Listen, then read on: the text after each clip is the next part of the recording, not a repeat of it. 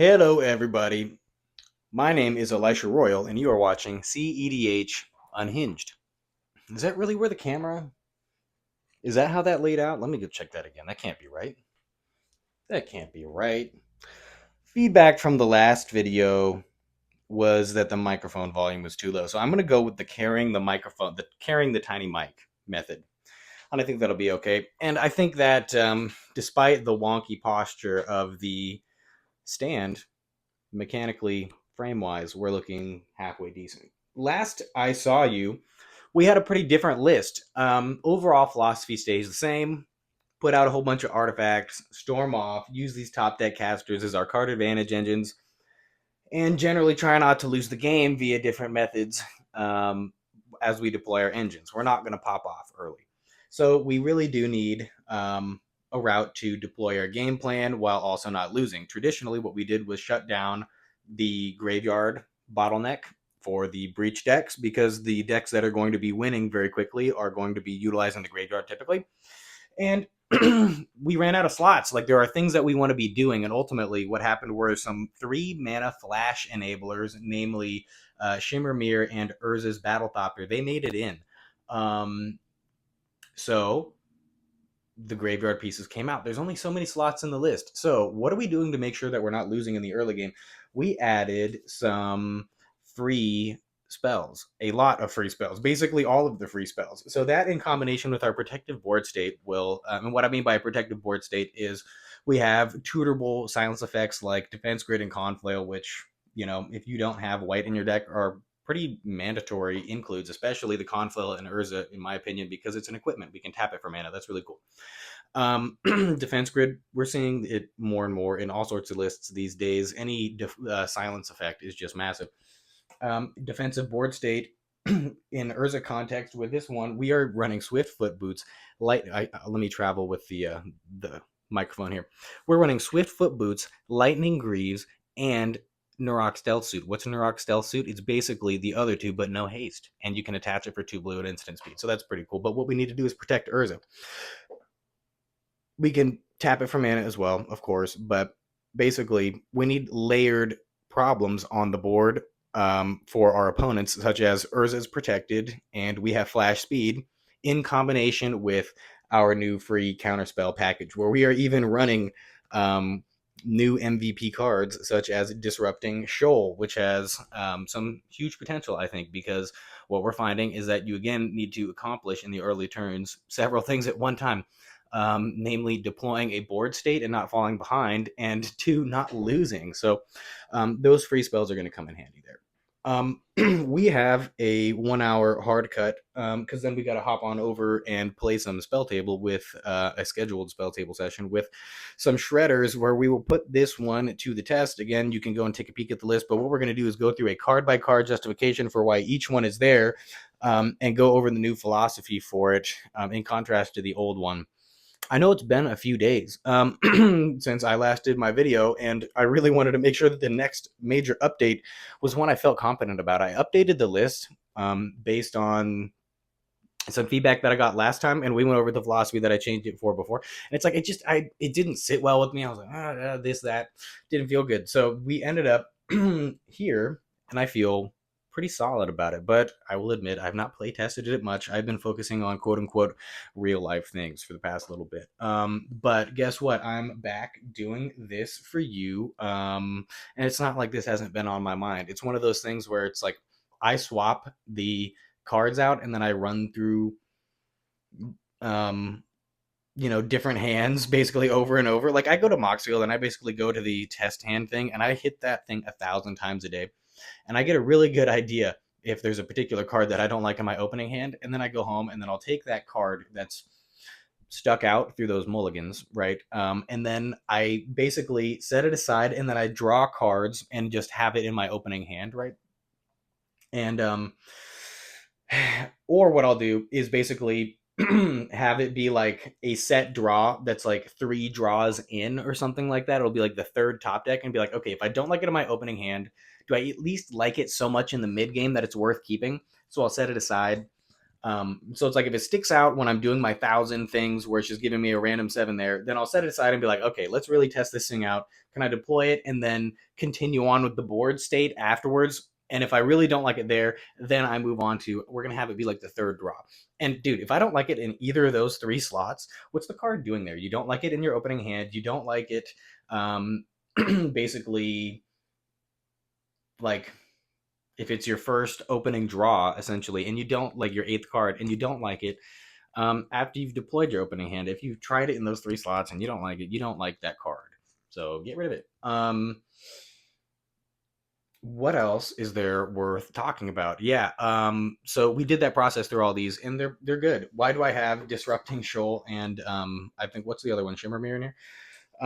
I actually had legit playtest cards in there where I'm like, okay, before I go run to the store and go and pick one of these up, let's just run it with a proxy card in there, and it worked out. So I have actually playtested these cards a little bit. These are just the legit copies we're going to put in. Nothing else to go over, I don't think. We have some player interviews coming up, allegedly, and then we should be doing an interview with the shop owner of Cardboard Diamonds. If I go out there, he said that he will do a shop interview, which I think would be really sweet because I actually worked with the owner of Cardboard Diamonds out in the Tualatin, excuse me, not Tualatin, the Tigard area, right near the Washington Square Mall. They have a cool kiosk there as well. If I'm up to date on that, maybe it's still there, but that's how they started. They had a really great kiosk, and then they moved on over to Cardboard Diamonds. I'm getting ahead of myself because we're going to do the interview with them soon. But my point is that I worked with him and in the same position as coworkers, and then he left and made the dream happen. He started his own card shop, and it's booming. They have a packed store every time I'm there. Great selection of cards and pretty decent prices. I can't complain about their prices whatsoever. Yeah, just just a great guy overall. So really looking forward to doing an interview with him. And again, it's one of those things where it's like it went from him working the same job as me and then having this successful store, it seems like in the blink of an eye. And any person that can make that happen, and you guys all know how hard it is to run a card store. Any person that can make that happen must have some seriously cool things going on in their head. So I want to try and get some of those out, and hopefully we can learn something along the way. Okay, so let's transfer on over to the list. We'll just do a quick 100 card rundown, justification of the cards, and then through that, rubber ducky style, right, we will find flaws with our game plan, and then we'll just take those cards out if we run across anything that doesn't fit. But the thing is, I've already done this, so I've done the drive run. It's like a mix where it's like, do I want the genuine opinion of the cards that I can give you guys, or do I want to do that beforehand and then basically have like a more rehearsed take with no mistakes? What I found is that the second take is almost always better. It sucks. So I do a lot of like I do these videos, but there's actually like a lot of prep that goes into it where like I leave certain parts aside because people like to watch me like sleeve up the card and things like that. But like I go through all of my stuff to make sure that I have cool things to say, and then what I find is that the second time I say them is usually more articulate, and I have an extra little thing that I had thought about in the meantime that ends up popping out. So you get actually a nice mixture of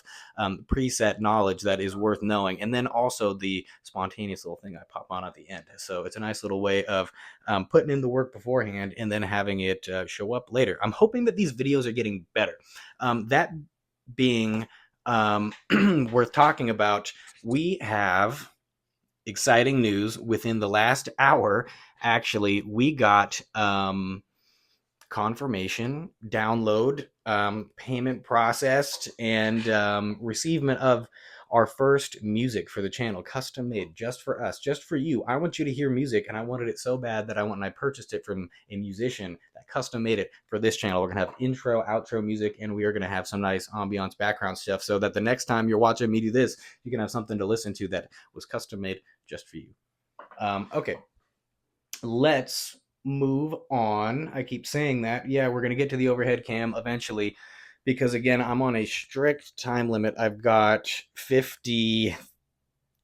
I might see, this is where it's tough because it's like I have my my wonderful watch here, but it's like 30 seconds ahead or like 23 seconds ahead or something like that. So I'm always like looking at the watch and then being like, okay, let's figure it out. So this says 15:04 and it just passed.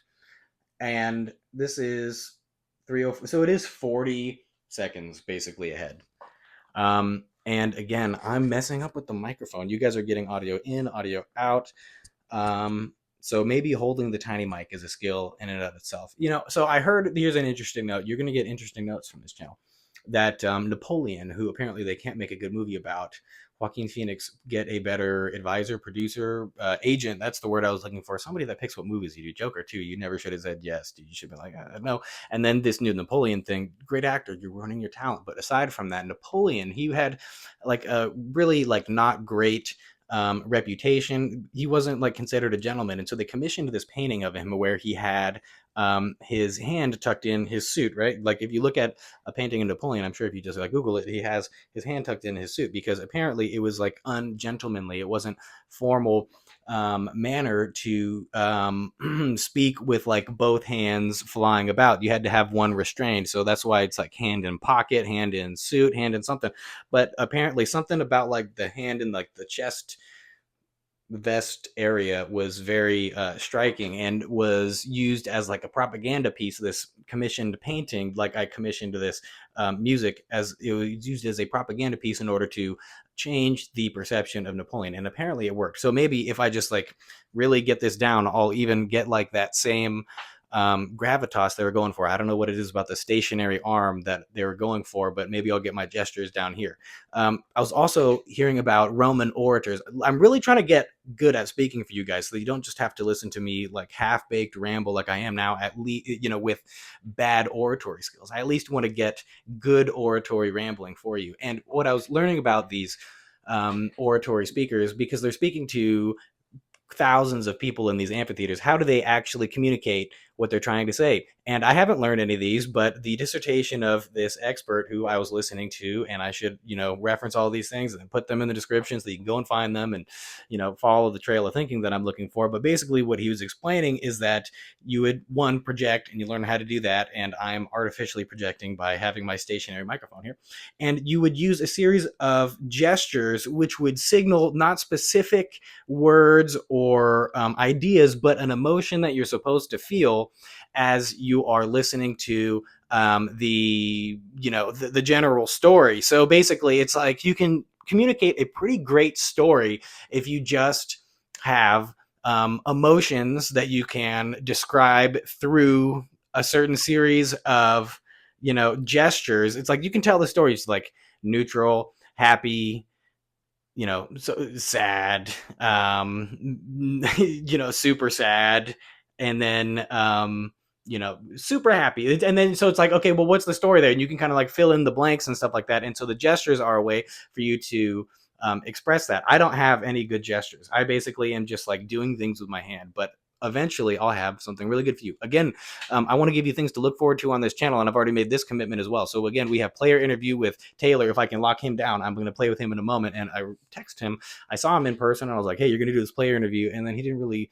and then he gave me the go-ahead, and then I texted him, and he hasn't really gotten back to me. So now he's texting me all the time wanting to play, and I finally will lock him down here in 50 minutes into this player interview, which I've decided we're not going to do at my house. What I want to do is, it's always an option if they want to come over here and do this, but preferably what I want is for you guys to see these people in their own environment. So if you're interested in me coming over with my little camera setup and then watching what your deck building process looks like, talk to you about how you got started in the game, what your goals are, why you're worth listening to, what you have to offer to other players that they might want to see on this channel, and basically what your cool spell table setup looks like and your gaming history. I want to know all these things. What makes you tick as a CEDH player? We're smart guys. The prerequisite to sit down at the table and play CEDH is that you know a lot of things, and they're interesting people by default. So I want to express more of those cool things to the wider community. If you want to be one of those people, let me know.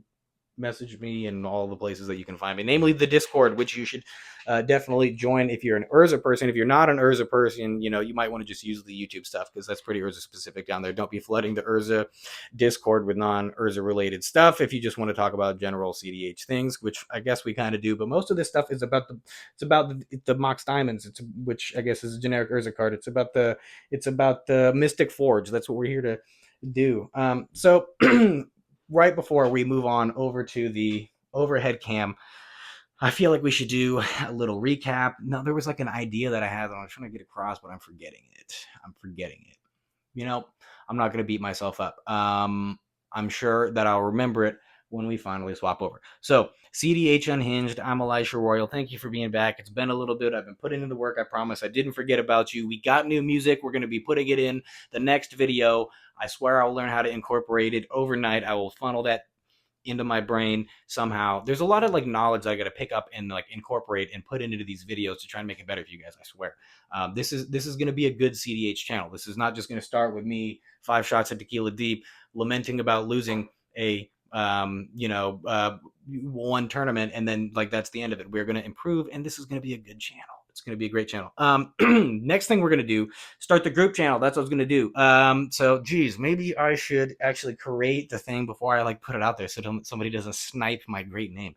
You know what? It takes so long for these videos to upload that it will actually force me to do it in the meantime. We are going to create a group channel called the Fifth Bracket.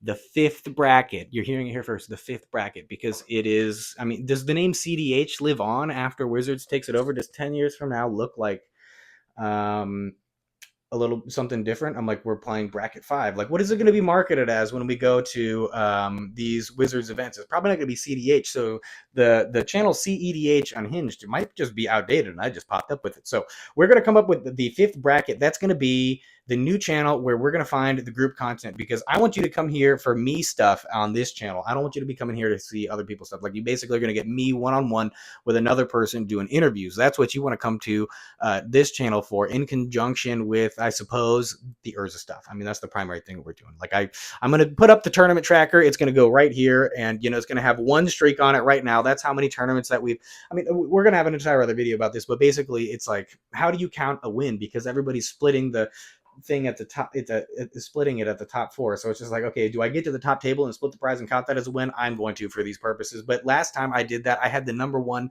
points and opponent win rate percentage. So that's the top of the leaderboard. I'm going to take that as a bona fide win. That was pre-banned with a different list. If you want to see that list, go to my Moxfield page and you can see the Urza I'd untap that list where Jin Cataxius was the big thing that won me a tournament. I double fabricated for the Basalt Rings combo, put that out there. And he's also a protection piece. So he does fulfill that requirement of helping your game plan and shutting your opponents down. 7 mana wasn't that bad at the time, because we're talking about Dockside. Things were weird. So what do we have to say before we pop on over for the 9th time to the overhead cam? Welcome back to CEDH Unhinged. I promise I'm going to be uploading more. Be on the lookout for... Oh, this was the one that we're going to be doing. I already committed to do it. Okay, this is what I'm going to do for you guys. I swear, this is how committed I am for me to get better at this game, in the name of having something to tell you that's worth knowing, and in order to put more points on the board that's not up there yet, that counts how many tournament wins I'm getting, which is a reflection of how many you should be getting, because you're watching my videos and learning along with me and getting better as a team here. This is a team that we got going. If you want to be on my team, I'm going to be making a jersey. I'm going to be putting it on a store. I don't have it yet, but it's going to be available for you. We talk about it, we manifest it, we make it. I make the commitment, and then it approaches. What we are going to do is start a game theory series where we go over particular cards. The first one is telepathy. We had a great conversation in my portion of the Urza Discord in the E Royal Magnus Opus section, which is open right here, where I said I'm starting a series that will be applying classical game theory to cEDH scenarios. I will make a telepathy video after research and testing. I think the card is very interesting from that perspective. Those were my exact words, and I'm sticking to them. We have other people who are recommending The Art of the Strategy. I've ordered that book. I will be reading it and then going over telepathy when I find something that's relevant. I will have my degree in political science. Is that relevant? Kind of. Should I be interweaving politics in these videos? Probably not, but there are some principles that have overlap. What are those principles? One of them is in international relations, where we are making deals. We are in an anarchic system where there are 4 people and there is only one winner, maybe a draw. So what we're talking about is scenarios where we can apply thinking that I've already had familiarity with to these great cEDH scenarios in a way that we can come away with a little bite-sized thought for you to go and implement in your game. So that's what we're ultimately going to get to. Because you can learn card mechanics from DeepSeek. You can learn card mechanics from ChatGPT. If you haven't familiarized yourselves with the these AI systems, you're just going to get left behind. I promise you, like, these AI things are coming around the corner so fast, you're never going to see them coming. I swear. Like, you're going to be, what, like, the date right now is, this is the one thing that this thing is good for. So right now it is 3/8 Saturday, January, February, March 8th. Dude, this video is going to sound like, oh yeah, of course, AI dummy. Like, that was yesterday's news. How long ago did Uber and Lyft come out? Like, it seems like they've just always been here. It's not that long ago that it was like not a thing where you couldn't just order Chipotle to your house. You had to actually go to the McDonald's every single time to pick up your order. There was nobody dropping it off. Like, these innovations are hitting the real-time market so fast. Electric cars, they were laughed at. We're launching weird things to the moon. They just came back in January with samples from asteroids that are floating around in our orbit, and they have amino acids on them that, combined with the amino acids here on Earth, have the building blocks to create RNA. We're figuring out how we came to be life on Earth. Things are developing. If you're not asking ChatGPT and DeepSeek how to up your game in Magic the Gathering, you're not utilizing all of the tools that you could be in order to be the top tier gamer that's coming around the corner. Because guess what? It's not that long until the best gamer in the world is just going to be ChatGPT, whatever is tuned for it. There's going to be different, basically, models, and it'll be, battle bots of the brains, using basically the restrictions of the RNG of these physical things, which are, the cards that we play with. And it'll be like chess, where, the best player is a bot. The best player is a bot. We're going to have to get over that.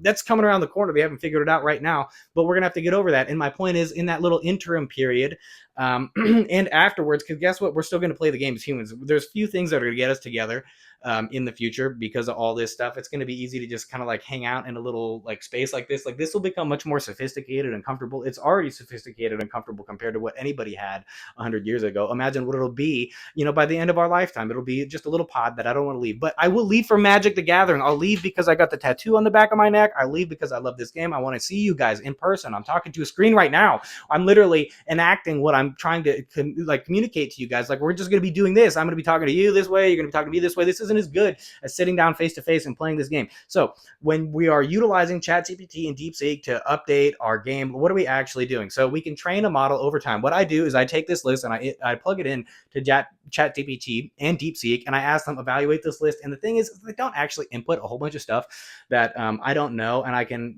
very rarely get like new things from it. But what I actually do get a lot of insight from is DeepSeek in particular. If you use the thinking feature, what you can do is basically plug in the list, and you can say, evaluate this list, and you can see the thinking process where it does all these things, and what you can actually, really use it for. For example, I was really into these top deck manipulators, which are artifacts that are also graveyard hate, and it's how I found cards like Soul Guide, Lantern, Relic of Progenitus, and a whole bunch of other things that are in there. One was actually a suggestion from a friend, but the point was that I found it using the same method, which was going into DeepSeek and saying, find me all the cards that I might not know about that fit these certain parameters that are in this category. And you can already do that with the Gatherer program, but the thing is that you can also ask it to do that in conjunction with other goals that you set it, because it understands the wider context that you're giving it and the theories of the best top players. So you can filter out things, and you can say, I've already looked at those cards, don't consider those cards again.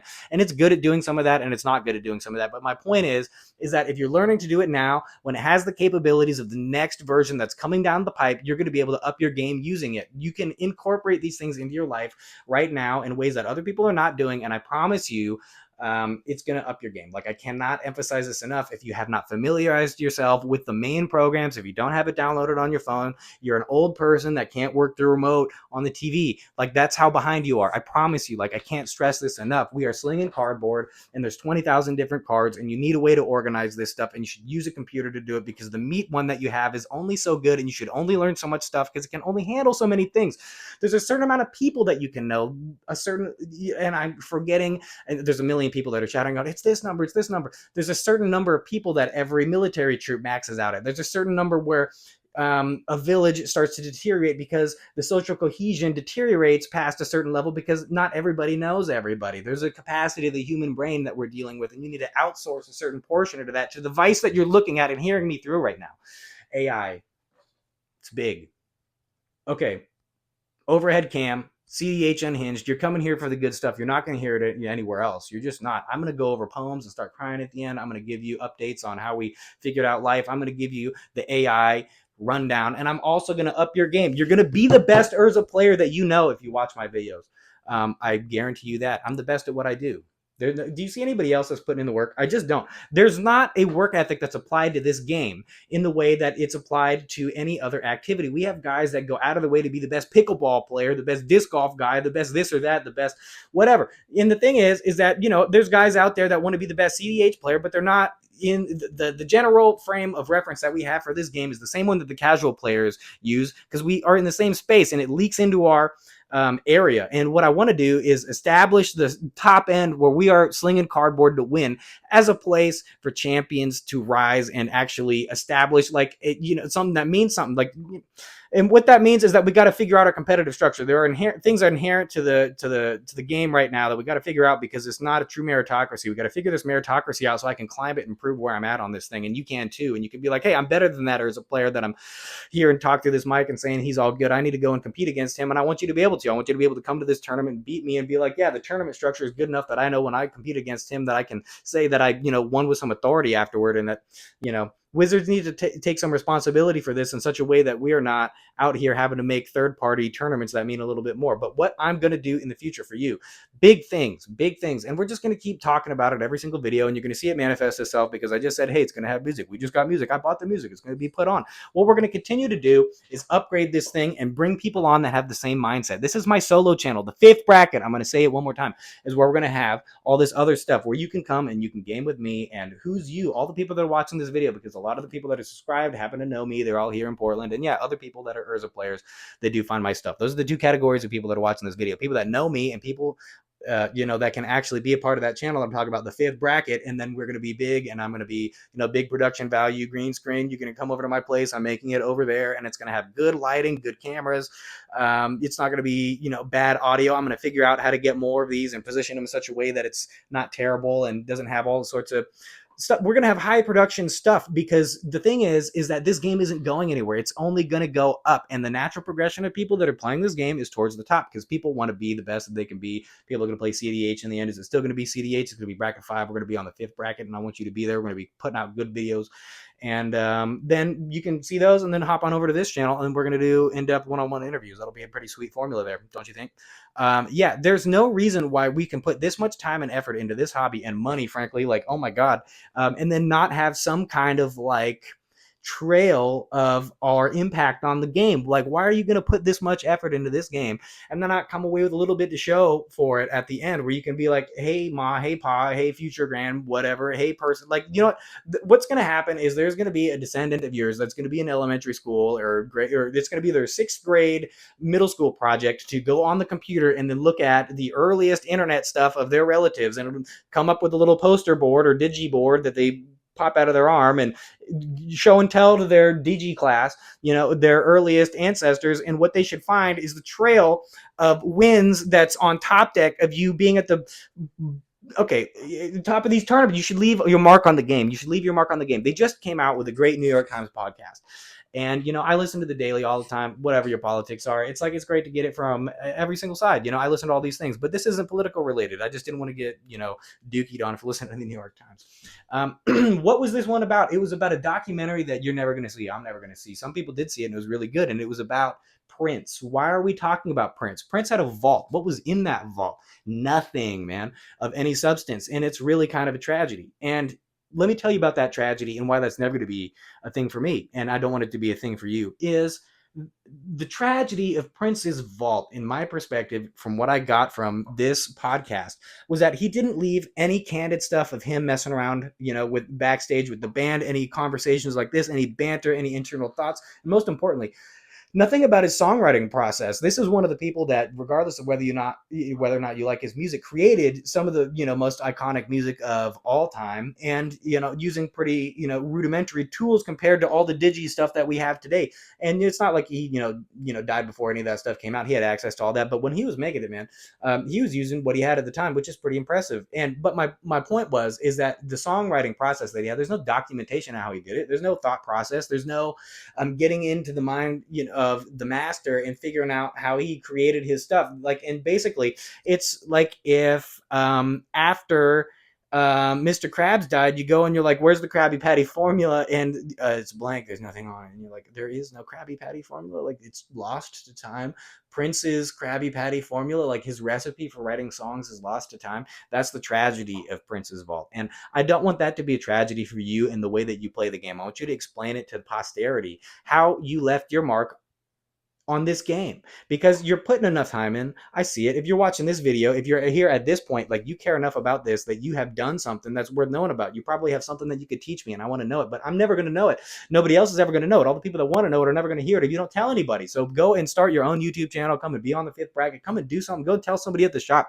My point is, and if you don't know anything worth telling somebody, it feels really good, to uplift other people around you. That's what you should be doing. You should be looking around to find people that you can uplift. That's what we're here to do. We're here to be a team, uplift each other. So we'll learn something that's worth knowing so that you can be a part of that and you can contribute.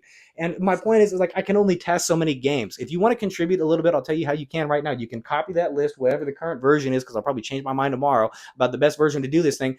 And then you can go and test it yourself and tell me if I'm right or wrong. Tell me if I'm full of this or that. Tell me if this card sucks. And the thing is that I can only test so many times. So I need you. I'm like, it's like that. I'm Uncle Sam. I need you to test this list. Tell me if it works or not. And it's like, I can't be a one-man operation on here. You can't accomplish anything alone. And if I thought that I could, I wouldn't be making this video. And that's that.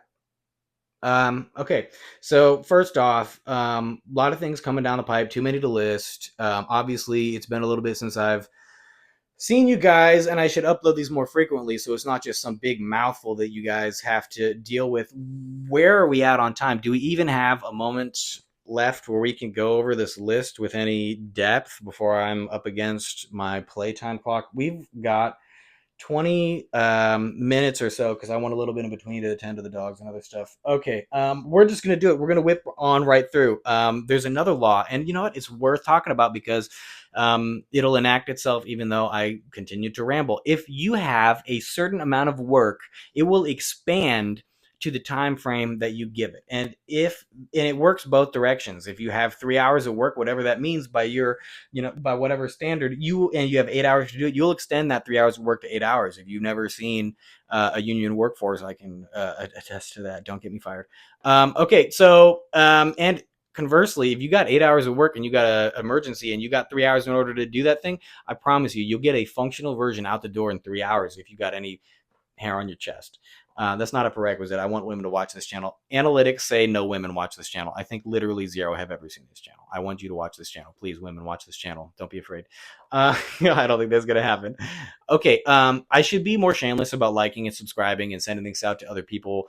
If you're getting anything out of these videos, please don't treat this as like some secret that you're going to keep to yourself and, use to thwart your greatest enemies at your local game store. This isn't some like precious resource. This is something that should be shared. Other people have viewed it that way. Like, I had this list, and then it was a tournament winning list, one that I don't know if it was actually that list. I had a list and I posted it online, and another person on the Urza Discord, I can't remember which one, this was a while ago now, was actually really peeved, and they're like, no, I posted it on Reddit, and I don't do that anymore. I actually don't post anything on Reddit anymore because it's just such a negative environment. I used actually Reddit beforehand to get some really critical feedback at a really critical time in the list formation, and for that I'm forever grateful. But I learned some things about Reddit that and what it's used for, and I'm not going back. But my point is that I posted a list over on Reddit, and somebody on the Urza Discord was like, "Oh, that's like a precious resource. You shouldn't be giving up, your game plan to other people." And I'm like, "Well, geez.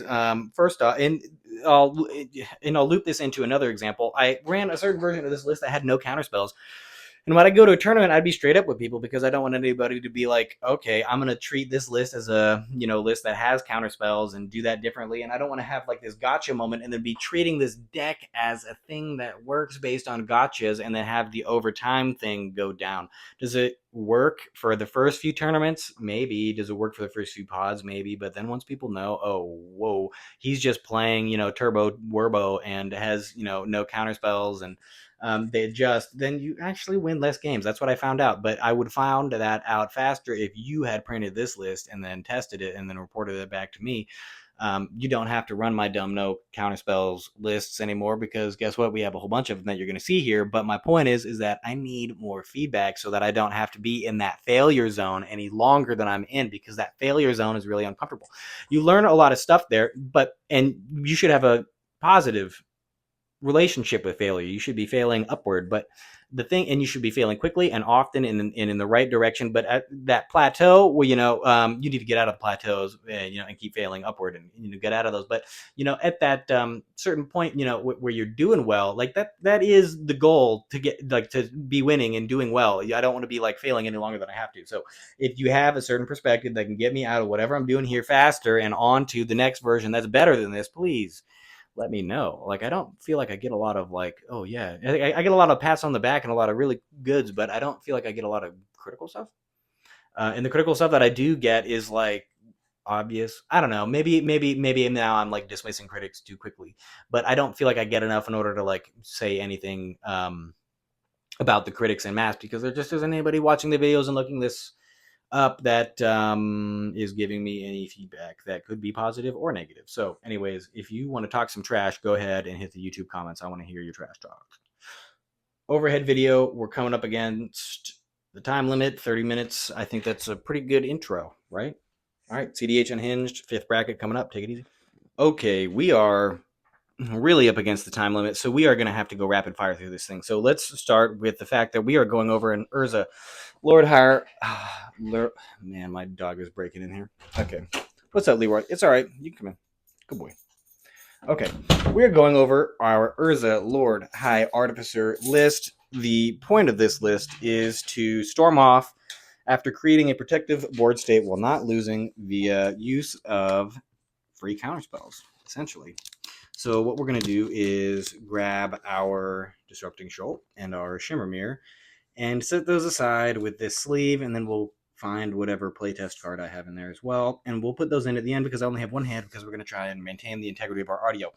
Mystic Forge, this is a staple of the deck. What we're going to do is tutor for this with Tezzeret. Sorry, I'm taking my wrist watch off because it's actually a little bit in the way. Okay, Mystic Forge, this is a staple of the deck. It's great that we are going over this first, because it's actually the most important one. We can look at the top card of our library at any time. In this case, it is a polluted Delta. That's not so great, so we can use the Mystic Forge to pay 1 life, exile off the top. Now we have our Mox Diamond, which we can then cast. If we don't have a land in hand, it goes away, but guess what? We probably created a cast trigger, which created resources anyways, and then we're going on to the Buckleberry Fairy.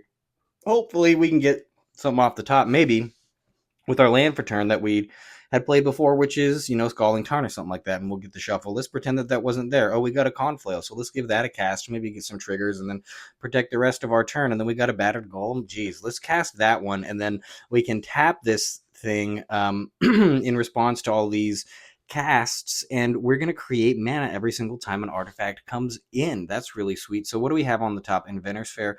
Well, that's pretty unfortunate. Let's assume that we have some top deck manipulation, because, man, what are we going to do if we run into all these lands? I guess, again, we'll just pass to the next turn with a Conflail equipped and a Battered Golem up, and then we'll just draw this Inventor's Fair, and we have our Mystic Forge access again, and we're just going to pretend that Urza's out. We don't even need the Shimmer Mirror, but this is a pretty sweet board state to go from. And then we have the Inventor's Fair. We'll cast that one, and maybe we had the land that was that Delta from before.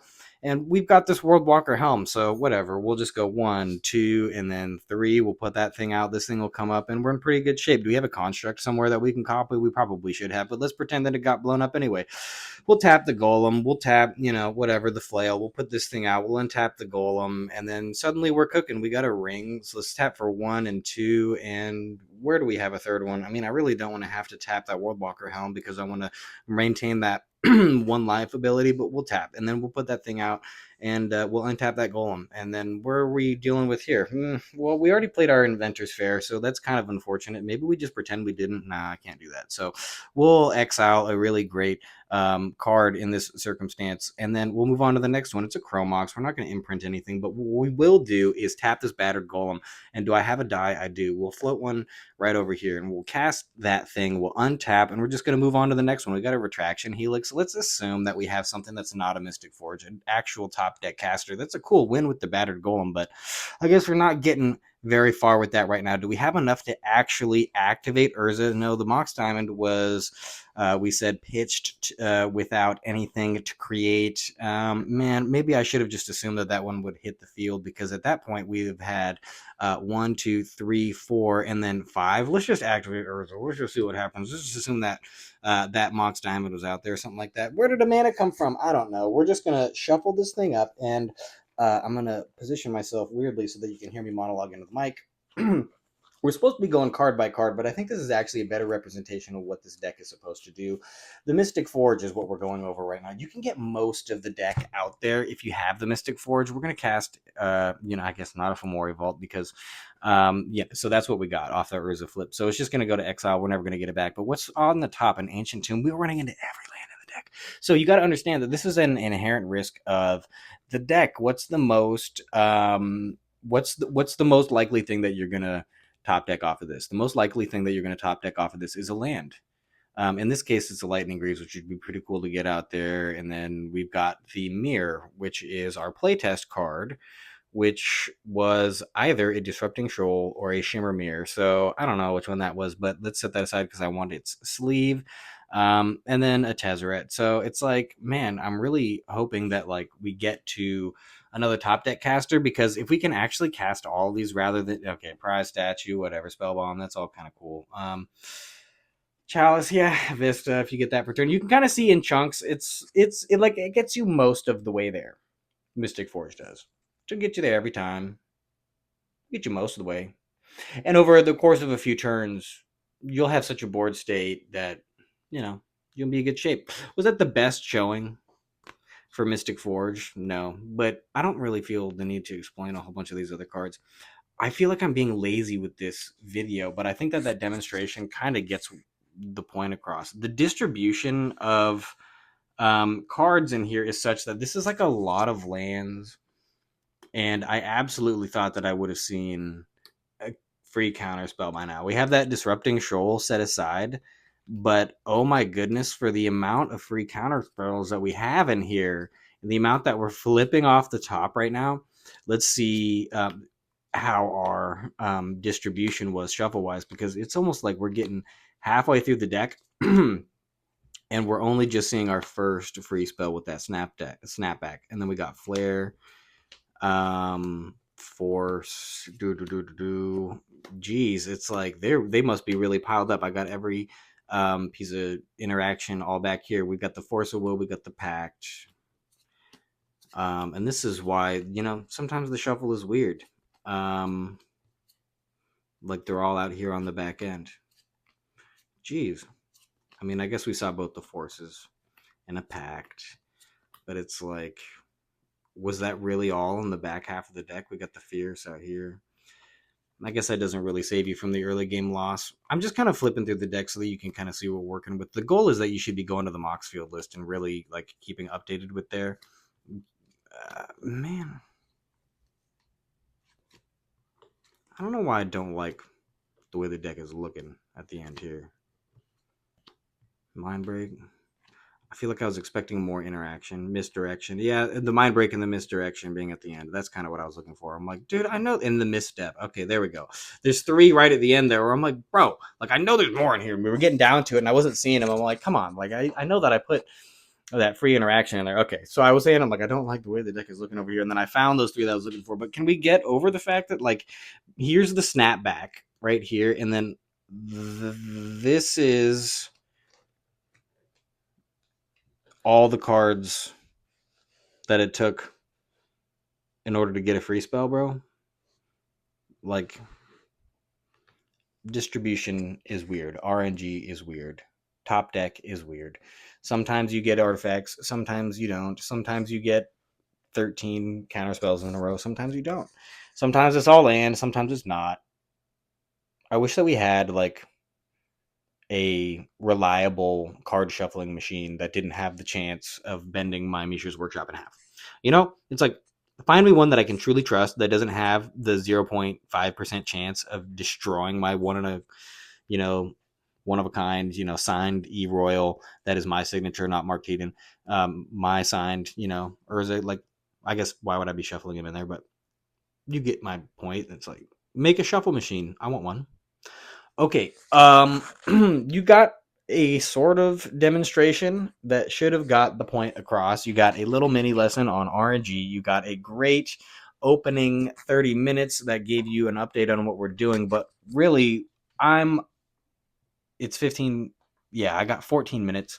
And what I've got to do is upload this video and be prepared to play sleeved up, shuffled up in that time frame. So I do have to wrap this up. I'm not giving you the super thorough rundown. I really wanted to do the 100 card justification. That's the heart of the rubber ducky theory and the getting better and all that stuff. We just kind of got a quick demo. It was kind of a blessing and a curse that we came across that Mystic Forge right at the start, wasn't it?